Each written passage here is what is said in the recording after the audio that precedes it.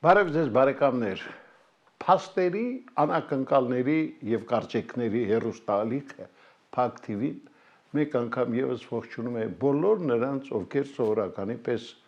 այս ժամին մեզ հետ են եւ դիտում են մեր ծրագիրը։ Դե շիրը բարեկամներ, ես պիտի ասեմ, որ այսօր մենք իսկապես շատ այսպես սպասված ցանկալի հյուր ունենք, որի ցանկացած հանդիպում մեզ հետաքրքրում է, քանի որ այսօր մենք կրկին հյուրընկալել ենք մեր լավագույն քաղաքագետներից մեկին, ԱԺԲ խորհրդի անդամ Արա Պապյանին։ Բարև ձեզ։ Բարև ձեզ, պարոն Ղուշյան։ Պարոն Պապյան, շատ հետաքրքիր ժամանակներ ենք ապրում, դուք էլ երևի դրան համոզվել եք։ Եվ տեսեք, Փաշինյանը մեկնում է Մոսկվա, մասնակցելու մայիսի 9-ի հաղթանակի 80-ամյակին նվիրված այդ մեծ հզոր շքերթին։ Մի բան, ինչը չարեց Ադրբեջանի նախագահ Ալիևը, Փաշինյանը հայտարարում է, որ մենք բալանսավորված քաղաքականություն ենք վարում։ Ինչ կարծիքի եք այս մասին։ Բալանսավորված քաղաքականություն չկա, որովհետև Հայաստանը շարունակում է մնալ ԵԱՏՄ, ԱՊՀ եւ այլ կառույցներին, որը ըստ էության ռուսական կառույց են եւ որևէ արևմտյան կառույցի անդամ չէ, հետեւաբար դրա բալանսը որն է։ Մյուս կողմից, եթե գանք արդեն այս տոնակատարության, այսպես ասած, բալանսավորվածը ովքեր են մասնակցում այդ շքերթին կամ ներկա գտնվում։ Գիտեք, ընդունելի չէ մի վիճակ, որ Հայաստանի ղեկավարը պիտի գնա Մոսկվա, ողջունի ադրբեջանական զորախմբին, Յաշմային, եւ կարծեք թե Ալիևի փոխարեն ընդունի այդ շքերթը եւ այն զորախմբի, որը հանցագործություններ է կատարել հայերի դեմ։ Ես կարծում եմ նրա մեկնելը սխալ է։ Եթե պետք էր նշել այդ 80-ամյակը, դա կարելի էր անել Հայաստանի Հանրապետությունում, պարտադիր չէ շքերթ լիներ, կարելի էր դրա շուրջ մի գիտաժողով, մի հանդիսություն, մի բան կազմակերպել անել, թեև անձամբ իմ տեսակետը այդ ընդհանրապես պատերազմի նկատմամբ մի քիչ այլ է, թեև իմ երկու պապերը եւ մորական եւ հորական զոհվել են 1941-ին, այն ժամանակ երբ որ դիվիզիաներով էին կոտորվում, եւ պետքա վերանալ շատ բան, որովհետեւ ճշմարտությունը շատ կարեւոր է այս ամբողջ հարցի վերաբերյալ։ Նաեւ պիտի հաշվի առնենք այն քաղաքական հետևանքները, որը կարող է ունենա, ովքեր են այնտեղ։ Պատահական չի, որ շատերը հիվանդացան, շատ շատերը, այսինքն որ խոստացել էին պիտի այդ օրը այնտեղ գտնվեն, հիվանդացան եւ չեն լինելու, որտեղ հասկացան, որ սա իրենց երկրների համար կարող է վատ հետևանքներ ունենա, որովհետեւ դա բոլորովին լավ չի ընկալվելու աշխարհի ուժային կենտրոնների կողմից։ Այսինքն գտնում եք, որ գնալը անիմաստ էր։ Այո, գնալը ոչ միայն անիմաստ էր, գնալը վնասակար է։ Քաղաքական գործիչը միշտ պիտի հաշվարկ կատարի, չկան բացարձակ ճիշտ եւ սխալ քայլեր, բայց դու դրում ես նժարի վրա եւ հաշվարկում ես, մենք ինչ ենք շահելու գնալով։ Արդյոք Ռուսաստանը իր քաղաքականությունը մեր նկատմամբ փոխելու է դեպի դրական, չի փոխելու։ Արդյոք Ալիևի չգնալու պատճառով ավելի բացասական է դառնալու Ռուսաստանը Ալիևի նկատմամբ, իհարկե ոչ։ Մենք կտեսնենք, որ ամեն ինչ Ռուսաստանի մասով մնում է նույնը, իսկ արևմուտքից մենք կարող է այս պատճառով ունենանք լուրջ մեղադրանքներ, ոչ թե այդ 80-ամյակ, հայնական այլն պատճառով, որ դու գնացել ես հանցագործ բանակին ես ողջունում, որտեղ այսօր աշխարհի ընկալմամբ այդ բանակը անօրինական պատերազմ է մղում հարևանների դեմ։ Իսկ այդ բանակն է, չէ, շքերթին քայլելու հիմնականում։ Այդ լուրջ հարց է։ Պարզ է։ Թե քաղաքագետներից շատերը, թե վերլուծաբաններից շատերը այն կարծիքին, որ Հայաստանում արդեն 7 տարի է մեկ մարդու դիկտատուրա է եւ impeachment հայտարարել այսօր Փաշինյանին պարզապես անիմաստ է, քանի որ խորհրդանական մեծամասնությունը, այսինքն ԿՊ-ն միևնույն է դա չի հաստատելու, ավելին ամեն ինչով խոչընդոտելու է։ Դուք ինչ կարծիքի եք։ Ճիշտ է, որ մեկ մարդու դիկտատուրա է Հայաստանում եւ այդ մեկ մարդը Աննա Հակոբյանն է։ Այդ մարդը, այո, այդ մարդը Աննա Հակոբյանն է, դա Նիկոլ Փաշինյանը չի։ Այսինքն Աննա Հակոբյանի ցանկացած միտք, ցանկություն կական դա իրականություն է դառնում Նիկոլ Փաշինյանի միջոցով։ Թեև Աննա Հակոբյանը որևէ կարգավիճակ չունի։ Նա անգամ բան չի, օրինական կինն էլ չի։ Գիտեք, եթե օրինակի համար ես դիվանագիտության վրա եմ վերցնում, օրինակ նման հարաբերությունները անգամ դիվանագիտական անձնագիր չէին տալիս կնոջը, որտեղ ասում են, եթե չկա փաստաթուղթ, որ ամուսիններ եք, ապա դիվանագիտական անձնագիր չի ասում։ Հիմա հարց է առաջանում, Աննա Հակոբյանն ինչի հիման վրա են տալիս դիվանագիտական անձնագիր, ինչի հիման վրա ինքը դասախոսություններ կարդում, որտեղ գիտեք, հանրային դասախոսություն կարդալու համար դուք պիտի ունենաք համապատասխան արտոնագիր լիցենզիա։ Այսօր ինքը առանց դրա, այսինքն արդյոք ես գնամ ինչ որ շրջան ասեմ հավաքեք մարդկանց, ես պիտի խելք սովորացնեմ, թե հաստատ իմ կրթությունն ավելին է, քան Աննա Հակոբյանն, արդյոք թույլ կտան, իհարկե թույլ չեն տա։ Եվ ճիշտ կանեն, որ թույլ չեն տա, որտեվ դու չես կարող գնալ ամեն բան ամենտեղ դուրս տալ։ Հիմա մեկ բան դիկտատորան ունենք։ Impeachment-ը, այո, impeachment-ը չի անցնի, բայց ես գտնում եմ, որ պետք է փորձել։ Ինչու, ասեմ ձեզ, որովհետև երբ որ շատերին մեղադրում ես ինչ որ հարցում, իրանք ասում են, օրինակի համար ասում ես խախտումներ ա եղել ընտրությունների ժամանակ, չէ՞։ Ասում են ինչու չբողոքեցիք։ Դու չես բողոքել, որտեղ գիտես միևնույն է կենտրոնական ընտրական հանձնաժողովը քո խոսքը չի անցկացնելու։ Բայց ինքը ասում է իսկ ինչու չբողոքնույն էլ սա է։ Վաղը ասելու են, բա եթե այդքան վատներ ինքը, ինչու մի անգամ փորձարվեց անգամ impeachment-ի եւ այլն։ Դրա համար պետք է փորձել, պետք է ասել ճշմարտությունը, մնացածը կյանքը ցույց կտա։ Շատ հետաքրքիր միտք առաջին անգամ մեր եթերում ինչ էցերցիկ, անկեղծ ասած, ես կարծում եմ մեր ունկնդիրների շատերի համար էլ սա հայտնություն էր, բայց կյանքը այդպեսին է, դուք ասում եք այն ինչ ռեալ է։ Լավ, շարունակենք մեր զրույցը։ Ուզում եմ խոսենք Գյումրիի ավականին տիրող իրավիճակի մասին եւ գիտենք, որ այսօր ԿՊԱ-ականները ամեն կերպ փորձում են ընտրված այդ նոր իշխանություններից Գյումրիի խլել նրանց, ինչպես ասում են, բոլոր տեսակի մանդատները իրենք դառնալ կառավարող այդ քաղաքում։ Սա ինչ զարգացումներ կարող է ունենալ։ Ես կարծում եմ իրենք փորձում են կրկնել այն նույն սցենարը, ինչ որ իրենք հաջող կարողացան անել Երևանում ավականիում, որտեղ իրենց հաջողվեց այդ հանրային ձայն,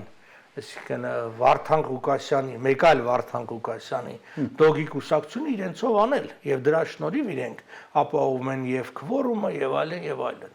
Իրանք նույնը փորձում են մեկ այլ Վարդան Ղուկասյանի խլել, գիտեք, շատ հնարավոր է որ հասնեն հաջողության, որտեվ իրանք ինչ են գործադրում, գործադրում են բոլոր падգամավորների նկատմամբ, կամ ճիշտ ավականու անդամների նկատմամբ ճնշում եւ գայթակղություն։ Մի կողմից ճնշում են, որ տարբեր եթե բիզնեսների մեջ են բիապայտ, այդ առումով օրենքով են ճնշում, այսպես ասած, Չիլի դիկտատորը Պինոչետը ասում էր, որ բանը օրենքը իմ թշնամիներին, իսկ իմ ոնց որ ասած կողմնակիցներին ազատություն։ Հիմա իրանք օրենքով են ճնշելու այդ մարդկանց, հարազատներին եւ այլ եւ փորձելու են այդ մարդկանց ճամբարափոխանել։ Կստացվի թե չէ կյանքը ցույց կտա, բայց ԿՊ-ն իրեն բնորոշ է դա եւ արդեն մի անգամ փորձած իրենք փորձել են անեն։ Եվ դա մենակ չեք ասում Գյումրի։ Նայեք, մի շարք այլ քաղաքներ եւս կար, որտեղ այս ընդդիմությունները ախտե, իրենք կարողացան այնպես անել։ Վանաձորը։ Այո, Վանաձորներ, այնտեղ կարծեմ Սիսյաններ, Մեղրին եւ այլն ուրիշ կուսակցություններ էին, բաներ են։ Այսինքն անգամ երբ որ դու շարունակում ես մնալ ընդդիմության ներկայացուցիչ, ոնց ասած քեզ են օրն են գցում, որ դու սկսում ես խաղալ իրենց կանոններով։ Նաև ուրիշ մի ճշմարիտ լծակ կա, որը իրանք արդյունավետ կիրառում են ընդհանրապես բոլոր ընտրությունների ժամանակ եւ բոլոր իշխանություններն են կիրառում, դա հետեւյալն է, որ պետական, այսինքն համապետական սուբսիդավորում տեղական մարմինները չեն ստանում։ Ես առաջ զարմանում եմ, օրինակ երկու գյուղ կողքի են, մի գյուղում հսկայական աշխատանքներ ա կատարվում, ինչ որ, հսկայական մի քիչ շատ ասած, ինչ որ աշխատանքներ ա կատարվում, ասֆալտ ա, ջրակից, Կողքի գյուղը, որ ավելի դրա կարիքն է, ոչինչ չի անում։ Սկզբից չի հասկանում։ Հետո պարզվեց, որ այն գյուղը, որտեղ ոչինչ չեն անում, պարզապես ասեն ընդդիմությանն է քվե տվել կամ բավարար ձայն չի տվել իշխանությանը եւ իշխանությունը պատժում է։ Եվ գյուղացին լավ հասկանում է, ինքն էլ ասում է, գիտեք, վերացական հաղթանակը ուրիշ է, իմ գյուղի ջրագիծը ուրիշ է։ Ես կարևոր իմ գյուղի ջրագիծը լուծեմ։ Իսկ գյուղի ջրագիծը լուծելու համար ինքը պիտի իշխանության հետ լավ լինի։ Ոչ թե սեփական գյուղապետի, քաղաքապետի դալ Երևանի իշխանության, որտեղ փողը գալիս է նման աշխատանքների համար Երևանից։ Ամեն փողն է որոշում ես չէ։ Ցավալի է, բայց այդպես է, որովհետև փողը դա մի լծակ է, որը հնարավորություններ է տալիս։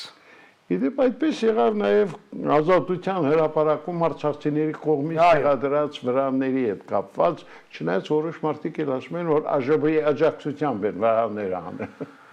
Ես չգիտեմ, այսինքն ԱԺԲ-ի աջակցություն ասելով իրանք ինչ են հասկանում, որտեղ աջակցությունը ոչ դրա լիազորություն ունի, ոչ ընդհանրապես ոնց ասած դրան խառնվել է։ Մեր տեսակետը եղել է մնում է հետևյալը, որ եթե դուք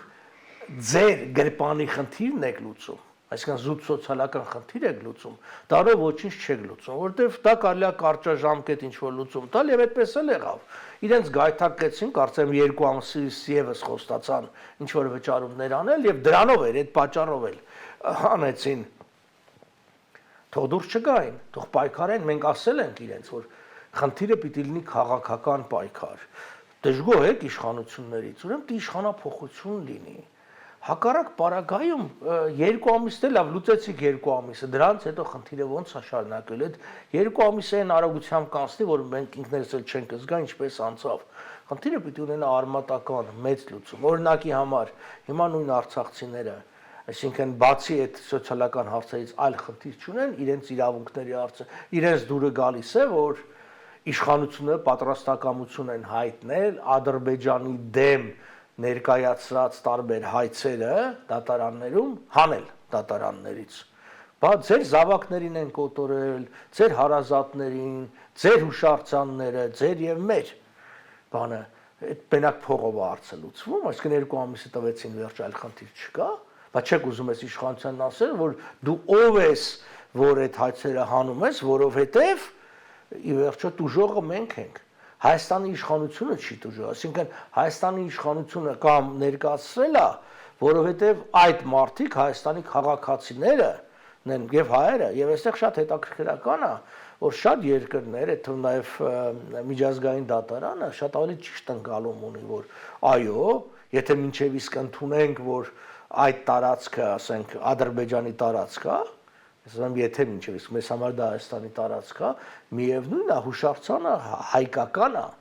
եւ Հայաստանն է տերը այդ հուշարձանի։ Հիմա գիտեք, հայկական տարբեր հուշարձաններ կան աշխարհի տարբեր երկրներում։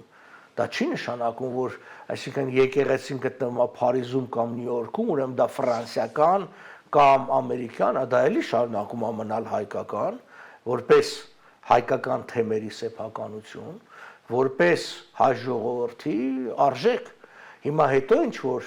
ասենք, չգիտեմ, Շուշին գրավել են կամ Արցախը գրավել են, այդ եկեղեցին մնում է հայկական էլի միևնույնն է, բայց իրենք դրա համար են ամեն ինչ կամ ավիրում են կամ փոխում են, ջնջում են արձանագրությունները եւ այլն, որովհետեւ դա ամենավառ վկայությունն է հայերի այնտեղ գտնվելու եւ այդ ալբանացման քաղաքականությունը իրենց ինչ ասենք հերու գնացող ակնկալություններով այդ կեղծիքը կարողանում են տարածել, բայց ցավալի է, որ այդ հարցով նաեւ իրենք ունեն աջակիցներ, այդ հարցով օրինակ հենց նույն վերջերս, ասենք ռուսական եկեղեցու առաջնորդը Մեհրեբան Ալիևային շքանշան տվեց, այսինքն որը վիրավորական է, որովհետև այդ դա ի վերջո ոչ միայն Ալիևի կինն է, այլ փոխնախագահն է այդ երկրի, իսկ այդ երկիրը քրիստոնեական հուշարձաններ է ոչնչացնում։ Այո, եւ ինչ քանակի ու չափի։ Այո։ Պարոն Պապյան, մենք մեր զրույցը շատ կարճատև գովազդով հիմա ընդմիջում ենք, որից հետո շարունակենք։ Շատ լավ։ Իհարկե չեմ առարկում։ Անտեղ գովազդ։ Գովազդը շարժիչ է։ Շատ կարևոր է։ Գովազդ։ Հայազգի նկարիչ, դիզայներ, քանդակագործ, ճարտարապետ եւ դասախոս Շավարժ Սիմոնյանը այսօր էլ շարունակում է ստեղծել ազգային եւ համաշխարհային ժառանգությունը պատկերող անհատական հրաշագեղ աշխատանքներ։ Իդեպ դրանց թիվն անցել է 500-ը։ Ինչպես նշում է նրա կյանքի վերջին 3 տարիների անբաժան ընկեր պրոդյուսեր Գայանե Սիմոնյանը, իր ամուսինը իսկապես արդարացրեց բոլորի սպասելիքները։ Այսօր էլ արվեստագետի աշխատանքը գնահատողները կարող են ձեռք բերել նրա իսկապես ինքնատիպ ու նմանը չունեցող գործերը։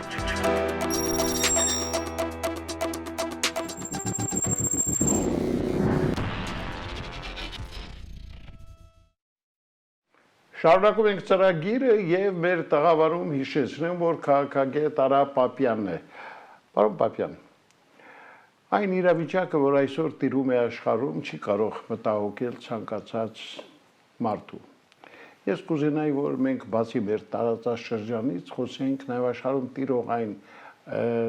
այսպես ասած, թեժկետերի մասին, որտեղ դեռ ամեն ինչ չէ որ պարզ է։ Առաջինն իհարկե դա ռուս-ուկրաինական հակամարտությունն է։ Ըստ ձեզ երբ կարող է այն հանգուցալուծվել։ Երբ որ Միացյալ Նահանգները մտցնեն, ինչպես Թրամփն է խոսում, երկրորդային պատժամիջոցներ, այսինքն նրանք, ովքեր որ շարունակեն գնել ռուսական նավթ ու գազ, պատժամիջոցների տակ հայտնվեն։ Այսինքն երբ որ ստացվի փակել Ռուսաստանի եկամուտի հիմնական աղբյուրը, քանի կա պատերազմ, քանի կա փող, ուրեմն կա զենք, ժողովուրդն էլ միշտ այդտեղ կանուն, եթե փողը կա, ուրեմն պատերազմը շարունակվելու է։ Կողմերից մեկը պիտի դադարի ֆինանսավորում ստանալու։ Սկզբից Թրամփը փորձ արեց դա ճնշել ուկրաինական կողմին, բայց եվրոպացիք հանդես եկան, ասեցին, եթե դու չտաս միևնույնն է, մենք տալու ենք, եւ հիմա նաեւ ամերիկացիք են դիրքորոշում փոխում։ Վենսը մասնավորապես 2 օր առաջ փոխնախագահը հայտարարեց Միացյալ Նահանգների, որ Թրամփը չափ Պուտինը չափից ավելի շատ բաներ ա ուզում եւ Պուտինն ա որ չի համաձայնվում զինադադարի։ Արդեն մեղադրանքներ ընչել են։ Կամաց դիրքորոշում փոխվել ա։ Ես միշտ եմ ասել, հələ որ բոլորը ասում են, վայ Թրամփը փոխեց, ես ասել եմ, հիմա եմ կրկնում։ Թրամփը դառնալու է Պուտինի եւ Ռուսաստանի անձնական թշնամին։ Դրան ա գնում։ Եվ այս եթե մտավ երկրորդական պատժամիջոցները, իսկապես ֆինանսական շատ լուրջ խնդիրներ կունենա Ռուսաստանը։ Այդ դրանից հետո կարող է ինչ-որ մի բան փոխվի։ Հիմա մեզ համար կարևոր է այստեղ հետևյալն է, որ հարավային Կովկասում ոնց ասած խաղաղությունը պահպանվի։ Սա կախված է շատ բանով հենց Ռուսաստան-Ուկրաինայից, իսկ որովհետև եթե Ռուսաստանի զորքերը այնտեղ հաջողության են հասնում, հարավային Կովկասը դնելու է երկրորդ թիրախը, բայց մյուս կողմից էլ մեզ պետք է որ այս ամբողջը ավելի, այսպես ասենք, հանդարտ վիճակով ավարտին մոտենա, գոնե զինադադարը չլինի ցնցումներով, որովհետև անկախ են քաղաքականությունից ինչ իրականացնում է Ռուսաստանը եւ այսօր Հայաստան նկատմամբ ցավոք սրտի դրական չէ քաղաքականությունը, Ռուսաստանի ավելի մեծ անկայունությունը մեզ համար լուրջ խնդիրներ կարող է առաջացնի։ Ռուսաստանը հիմնական մատակարարն է Հայաստանի շատ բաներ։ Հիմա տեսեք, ես չեմ պատկերացնում ոնց ալնելու, օրինակ մենք նավթ չեմ գազ եւ վառելիք են գնում Ռուսաստանից, բայց գազը 100% համարյա իրենցից է, որովհետեւ իրանական գազը, որ մտնում է էլեկտրականության տեսքով, Իրան է գնում։ Օրինակ արդյոք մենք պատժամիջոցների տակ հայտնվելու ենք, թե ոչ Ռուսաստանից գազ գնելու համար։ Չգիտեմ, մեր իշխանություններից ոչինչ չենք լսել, օրինակի համար, ես դեռ այն ժամանակ, երբ որ հայտարարություն եղել է, որ դի պատվիրակություն գնա ամերիկացիներին բացատրի, որ մենք ի տարբերություն շատ երկրների այլընտրանք չունենք, գոնե այսօր գազի, կամ Իրանն է, կամ Ռուսաստանը։ Իրանի պարագայում եւս խնդիր ունենք, որովհետեւ գազամուղերը Ռուսաստանին են պատկանում, եւ առանց Ռուսաստանի համաձայնության մենք չենք կարող Իրանից գազ գնել։ Էլ չեմ ասում, որ այնտեղ մենք չգիտենք վերջնական գին ինչպես կլինի եւ նաեւ ամերիկյան քաղաքականությունը Իրանի նկատմամբ էլ գիտենք էլի պատժամիջոցների է։ Այնպես որ տեսեք, մեզ բոլորիս թվում է, որ ռուս Ուկրաինա այդ պատերազմը, նաեւ հիմա այսպես աճող Հնդկաստան, Պակիստան պատերազմը մեզանից հեռու չեն, իրենք անմիջականորեն ազդում են մեզ վրա, այսինքն այն որ մենք sense գազը միացնում ենք եւ կամ մեր տներում, Հենց այդ խնդիրը դրանից է, այսինքն ամեն մի ընտանիք կարող է ազդվի քաղաքական հետևանքներից։ Այ հիշատակեցիք Իրանի անունը, ես գիտեմ, որ այսօր շատ բավականին էսպես բարդ իրավիճակ է նաև Միացյալ Նահանգներ Իրան, Միացյալ Նահանգներ Ռուսաստան հարաբերություններում, այստեղ ինչ հանգուցալուծումներ կարող են լինել։ Դե գիտեք, որ բանակցություններ են ընթանում Միացյալ Նահանգներ Իրան, Օմանում ընթացան, 3 փուլով ընթացավ, հիմա այս վերջի փուլը առժամանակ այսպես արկախվել է, մանրամասների մասին տեղյակ չենք եւ ասում են, մեկ ասում են, որ դրական է գնում, բայց եթե ինչ-որ հետաձգվում է, դաշնամուրային խնդիրներ կա չեն կարող ասեն։ Ես կարծում եմ ի վերջո ինչ-որ մի ընդհանուր հայտարարի Իրանը եւ Միացյալ Նահանգները կգան, որովհետեւ Իրանին բնավ ցանկալի չէ լուրջ բախման գնալ Միացյալ Նահանգների հետ, որտեվ Իսրայելը դրան է տանում։ Իսրայելն էլ հակառակը ծերնատու է, որ բախում լինի Միացյալ Նահանգների եւ Իրանի միջեւ, որովհետեւ այդ դեպքում Միացյալ Նահանգների ձեռքով Իրանի խնդիրները կլուծի։ Հիմա Իսրայելը տեսեք, Իսրայելը շահեց Սիրիայի իրավիճակից, այլևս Սիրիան չկա որպես երկիր, հետեւաբար չկա որպես իրեն թշնամի կամ հակառակորդ, Սիրիան այսօր տրոհված ազդեցության գոտիներից առնվազն 3-4, հիմա հութիների դեմ Եմենում է գնում, այսինքն այդ պատերազմը ամերիկացիք ռմբակոծեցին, ջախջախեցին եւ այլն, այդ զինադադար է կնքվել, բայց ճիշտ է, զինադադարը հութիներն ասում են չի տարածվի Իսրայելի վրա, բայց ամեն դեպքում, այսինքն Իսրայելը շատ հաջող իր բոլոր հնարավոր հակառակորդներին շարքից անում է։ Հիմա մնաց Իրանը, եթե նայում ենք, չկա, Իրաքը չկա արդեն վաղուց հաջողվել է Իրաքին անել, Եգիպտոսի հետ որոշ լեզու գտել են, Հորդանանը դե միշտ այսպես եղել է ավելի զուսպ, Իրաքն ու Սիրիան են, երկուսն էլ արդեն շարքից հանված են, Իրանի հարցը պիտի լուծեն, հիմա այսպես ասած Նաթանյահուն պատահական չի, որ մտադրություն ուներ, դեպ դա հայտարարեց Բաքու գնար հնգօրյա այցով եւ 120 հոգեանոց պատվիրակությամբ։ Վերջի պահին դա չեղարկվեց, դա էլ շատ հետաքրքիր է։ Ասենք հնգօրյա դա նշանակում է լուրջ տեխնիկական խնդիրներ պիտի լուծվեն, էլի, որովհետեւ քաղաքական բանակցությունները կարճ են տևում։ Քաղաքական բանակցությունները, ասենք մի 2-3 էջանոց փաստաթուղթ ես ընդունում, շատ արագ է,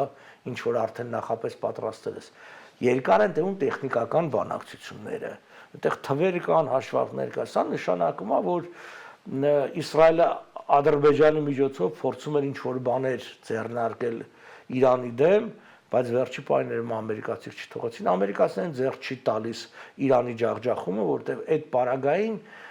հավասարակշռությունը, որ կա Միջին Արևելքում, Իրանը որպես շիա կենտրոն եւ Սաուդյան Արաբիան որպես սուննիների կենտրոն կխախտվի, հատկապես երբ որ Էրդողանը հավակնություն ունի սուննի աշխարհի առաջնորդը դառնալու եւ այդտեղ տարօրինակ իրավիճակ է, այսօր Իրանը եւ Իսրայելը ճշտամական երկրներ են։ Ես չեմ բացառում, որ շատ մոտ ապագայում, երբ որ վերահսկողությունից լրիվ Թուրքիան դուրս գա, Իրանն ու Իսրայելը համագործակցեն Թուրքիայի դեմ, որտեղ երկուսի համար էլ Թուրքիան դառնում է վտանգավոր երկիր։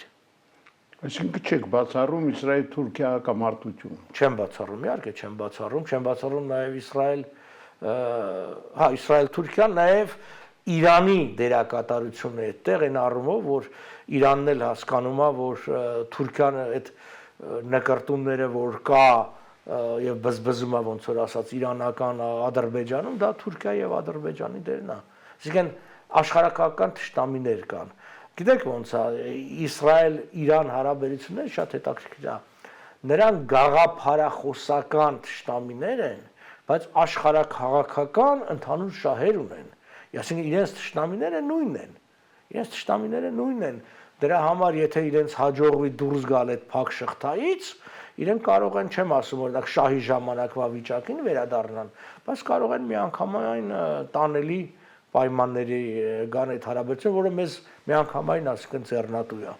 այդ լարվածության թույլատումը։ Դե իհարկե շատ կարևոր եւ իհարկե դուք հիշատակեցիք Միացյալ Նահանգներ Ռուսաստան հարաբերությունները, բայց այնուամենայնիվ վերջնական այսպես տարբերակով ինչպիսի հանգուցալուծում կարող են ունենալ այս ամենը։ Չէ, հանգուցալուծումը ես պատերազմի սկզբից եմ ասել, Ռուսաստանը ստրատեգիական պարտությունը կրել է արդեն։ Անկախ նրանից այդ գրավածը կմնա իրան, չի մնալու, որովհետև Ռուսաստանը իր ամենակարևոր ուղղության վրա եվրոպական ուղղության վրա ստեղծել է թշնամի երկիր, որը ունի Եվրոպայում ամենաուժեղ բանակը, որի տնտեսությունը զարգացման մեծ պոտենցիալ ունի, որի ժողովուրդը ատելությամբ է իր նկատմամբ։ Այսինքն դա արդեն ստրատեգիական պարտություն է, որտեղ այդ տարածքը, որը գրավել է, դա չի տալու իրան, ինչ է տալու։ Ռուսաստանը այն երկիրը չի, որ այսինքն տարածքի խնդիր ուներ։ Այդտեղ եթե անգամ Ղրիմը ընդունենք, որ այնտեղ ծովի հետ կապված, նավահանգիստների հետ կապված կարևորություն է ներկայացնում, հաստատ Դոնեցկն ու Լուգանսկը այս ավերված վիճակով ոչինչ չի տալու, բայց թշնամի երկիր լավ 40 միլիոն էր Ուկրաինան, ենթադրենք կեսը գնաց եւ չեկավ կամ բան 20 միլիոնանոց հզորագույն բանակով ու ատելությամբ քո սահմանի վրա ստեղծել եւ երկրներ կան, որ շարունակելու են բան անել, ֆինանսավորել Ուկրաինային, նույն Միացյալ Նահանգները։ Հիմա ինչքան էլ որ վատ գնահատեն այս Միացյալ Նահանգներ Ուկրաինա համաձայնագիրը կապված հանքերի շահագործման հետ,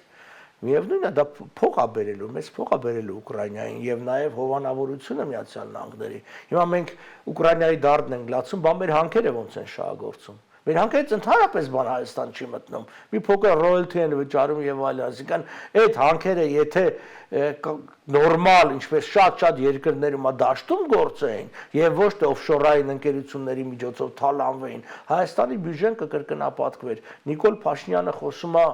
այսքան քանի միլիոն դոլարի փող ենք հետ բերել, չնչին գումարներ են հետ բերել իհարկե, բայց փոխեք օրենսդրությունը հանքերի վերաբերյալ 100 տարով տվել եք շահագործման, շատ լավ, չենք ասում, թե դա անօրինական է եղել, կարեք չեղարկել, փոխեք շահագործման բան, օրինակի համար իրավունք չկա հումքը վաճառել օֆշորային ընկերությունների միջոցով, այլ պիտի վաճառվի համապատասխան հումքային աճուրդների միջոցով, որի գինը 2-3 անգամ ավել է, քան այն խտանյութի գինը, որ այսօր վաճառում են օֆշորների միջոցով, դա միլիարդավոր դոլարներ է տարեկան, ում գրպանն է մտնում, մենք չգիտենք։ Մենք կարող ենք ենթադրել, բայց մենք չգիտենք, որովհետև այդ օֆշորային ընկերությունները, որը ընդամենը այս սենյակի չափ մի հատ սենյակում գրանցված ինչ որ հասցե է, անգամ ոնց որ ասած բաժնետերերի մասին չգիտենք, ուղղակի չգիտենք, կան ուղղակի լսել ենք, սա ծախեցին, նա ծախեցին եւ այլն։ Եվ պիտի հաշվի առնել, որ այդ հանքերը, երբ որ նայում ես իրենք Հայաստանի առաջի հարկատուների մեջ են մտնում, անգամ այս վիճակում, ուրեմն մտերից եզրակացնես ինչպիսի եկամուտներ կան։ Առնվազն 3-4 անգամ կավելանան։ Իհարկե կա։ Չպետք է մոռանալ, որ ՍՍՀ տարիներին, այսինքն Հայաստանը մի քանի ձեռնարկություն ուներ, որը ՍՍՀ ենթակայություն եւ այդ կարեւորություն ուներ, այսինքն, ասենք այս կաուչուկի գործարաններ մեծ, որը լրիվ դարավ թափոն, բայց մենք մեկը, այսինքն այդ մոլիբդենի եւ պղնձի հանքերն էին, ասենք նույն Ղափանում, Քաջարանում, բան Զանգեզուրի պղնձամոլիբդենային կոմբինատ եւ հիշեցնեմ ձեզ, երբ որ 88-ին շարժումը սկսեց Արցախյան շարժումը Ղարաբաղյան, տարբեր գործադուլներ կար եւ Մոստուխան անտեսում էր դրան, բայց երբ որ կանգնեց պղնձամոլիբդենային գործարանը, Ռիշկով էս լավ հիշում եմ անձամբ եկավ եւ այդ էր խնդրում էր համոզում էր որ այդ գործադուլը դադարեցի որտեվ դա նշանակությունը շատ մեծ այսինքն մոլիբդենը կարևորություն ունի տարբեր համաձուլվածների մեջ այսինքն սրահների, չգիտեմ հրթիռների եւ այլն պղինձնել այսօր գիտեք ներկա դարում էս որ ամեն ինչ տարբեր էլեկտրական սարքավորումներ պղնձի դեր եւ նաեւ ոսկու ել չեմ ասում հազվագյուտ մետաղներ կան այդ նույն մենք հանքերից ենք խոսում որ խտանյութով հանվում է Հայաստանից բայց ով է վերահսկում այդ խտանյութի մեջ ինչ նյութեր կան արտանողն ինքն է դուք պատկերացնում եք այսինքն դուք մի բան եք վաճառում եւ դուք ինքներդ եք ասում թե դրա մեջ ինչ կա բնականաբար լրիվ չեք ասի որտեղ ինչքան շատ ասեք խտանյութի եւ տոկոսի եւ հատկապես բաղադրության մասին կան շատ եք վճարելու իսկ այսպես ասած ինչպես Նիկոլն էր ասում ըստ օդում կախված լուրերի այդ խտանյութի մեջ արկա հազվագյուտ մետաղների գինը ավելի շատ է քան ինքը այդ խտանյութի գինը հասկանում եք Այս պետություն ենք մի հատ անկախ լաբորատորիա չեք կարողանում սարքեք, մի հատ որ այդ ստուգեք մեկ, այսինքն երկու խնդիրներ պետք լուծել, օրենսդրական փոփոխություն եւ անկախ լաբորատորիա, եւ արդեն դուք կունենաք միլիոնավոր դոլարների, եկանք Ղարաբաղի հարցին, Ղարաբաղցիների հարցին, այդ թոշակների հարցին։ Խնդիրը քաղաքականից լուծում ես, լրացուցիչ ստանում ես տարեկան մի քանի միլիարդ դոլար եւ ոչ թե 2 ամսով ես երկարաձգում այդ 40-50 հազարները արդեն երկարասենք 12 տարով ես երկարաձգում կամ 12 ամսով եւ այսինքն այդ փողը կա հիմա Նիկոլին բան ես ասում դե փող չկա որտեղից է փող չկա եթե չանես չի լինի ես քայլերը հիմա էլ դա ուղիղ ճանապարհը փող դրա համար ինչ ենք մենք անդադ ասում որ Հայաստանում բոլոր խնդիրները անգամ առերես տնտեսական խնդիրները խորքի մեջ քաղաքական են որտեղ քաղաքական լուծում են պահանջում նման որոշումներ, օրինակ հանքերի վերաբերյալ որոշումները եւ այլն։ Եվ պարոն Պապյան, շնորհակալ եմ այսօրվա համար, պատահական չասեցի, որ մենք միշտ հաճույքով ամեն անգամ ձեզ ընդունում ենք որպես ցանկալի հյուրի կարգավիճակով եկող մարդու։ Մինչ առաջիկա հանդիպումը ձեզ մաղթում եմ քաջ առողջություն, լավ երեք, ձեզ նույնպես։